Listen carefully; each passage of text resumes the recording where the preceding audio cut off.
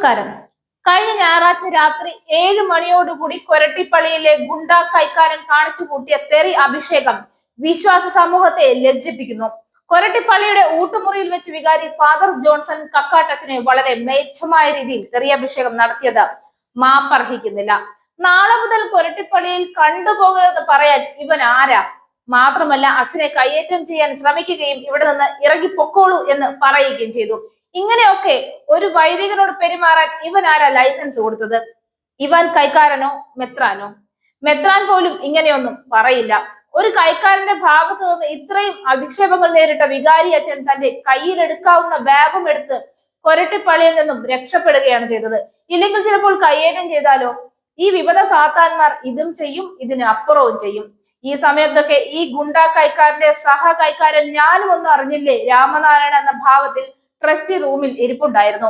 കൊടുക്കേണ്ടത് കൊടുക്കട്ടെ എന്ന ഭാവമായിരുന്നു അയാൾക്കും. പോകേണ്ടവർ പോകട്ടെ എന്ന സന്തോഷത്തിൽ. ഇതെല്ലാം സംഭവിക്കുന്നത് എങ്ങനെയാണെന്ന് കുറിച്ച് പാരിഷ് കൗൺസിലിനും ഇടവക വിശ്വാസികൾക്കും ബോധ്യപ്പെട്ടു. ഇത്രനാളും അഴിമതി കാണിച്ചപ്പോൾ പല അച്ഛന്മാരും ഓടിപ്പോയി.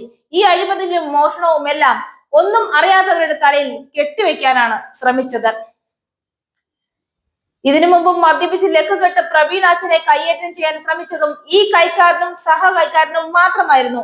ഈ കൈക്കാരന്മാർക്ക് ശിങ്കിടികളായി ഓശാന പാടുന്നത് സെൻട്രൽ കമ്മിറ്റി നേതാവും 2-3 യുവജന പാരിഷ് കൗൺസിലേഴ്സും പള്ളി കട്ടുമുടിക്കാൻ പ്രേരിപ്പിക്കുന്ന നോമിനികളും ഇവരുടെ കയ്യിൽ നിന്ന് അർഹതപ്പെടാത്ത സഹായങ്ങൾ വാരിക്കൂട്ടിയ പാരിഷ് കൗൺസിലേഴ്സുമാണ്. ഇവർ ഒത്തുചേരുമ്പോൾ ഇത്തരം പ്രവർത്തികൾക്ക് ഇവന്മാർക്ക് ധൈര്യം കൂടുകയും വെള്ളമടിച്ച് കൈകാരന്മാരുടെ റൂമിൽ കിടന്നുറങ്ങി ഇടവക വിശ്വാസികളെ തെറിവിളിക്കുകയും ചെയ്യും.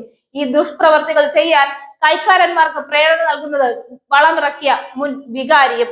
കൊരട്ടിപ്പള്ളിയിൽ കൈക്കാരന്മാരുടെ ഓഫീസും പള്ളി ഓഫീസും വൈകിട്ട് 6:30 അടച്ച് പള്ളിയിൽ നിന്നും കൈക്കാരന്മാരും ഓഫീസ് സ്റ്റാഫും വീട്ടിൽ പോകാൻ കൊരട്ടി ഇടവകക്കാർ എന്ന് തീരുമാനിക്കുന്നുവോ അന്നു മുതൽ പള്ളിയുടെ അഴിമതിയും അച്ഛന്മാരെ തെറിവിളിച്ച് ഓടിക്കുന്ന രീതിയും ഗുണ്ടാവിളയാട്ടവും ഇല്ലാതാകും. എങ്കിലേ പള്ളിയും രക്ഷപ്പെടൂ.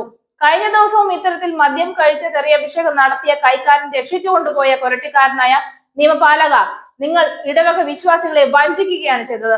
വ്യാജരേഖയിലൂടെ വളമിറക്കി ഇടവക വിശ്വാസികളെ വഞ്ചിച്ചുകൊണ്ട് അത് മറക്കാൻ അച്ഛന്മാരെ തെറിവിളിച്ച് പേടിപ്പിക്കുന്ന ഈ ഗുണ്ടാ കൈക്കാരനും സഹപ്രവർത്തകനായ കൈക്കാരനും ഈ കൊരട്ടിപ്പള്ളിയുടെ ശാപമാണ്.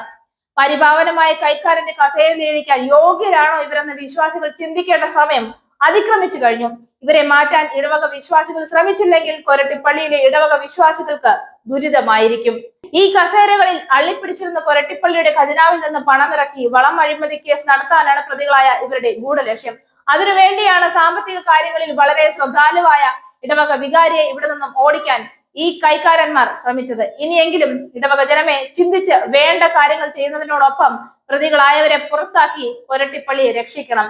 പള്ളിയിലെ തെറ്റുകൾ ചൂണ്ടിക്കാണിക്കുന്നവരല്ല, അഴിമതിക്കെതിരെ പോരാടുന്നവരല്ല ഇവിടെ പള്ളിയെ തകർക്കാൻ ശ്രമിക്കുന്നതും അച്ഛന്മാരെ ഓടിക്കുന്നതുമെന്ന് ഇടവക ജനം തിരിച്ചറിയണം.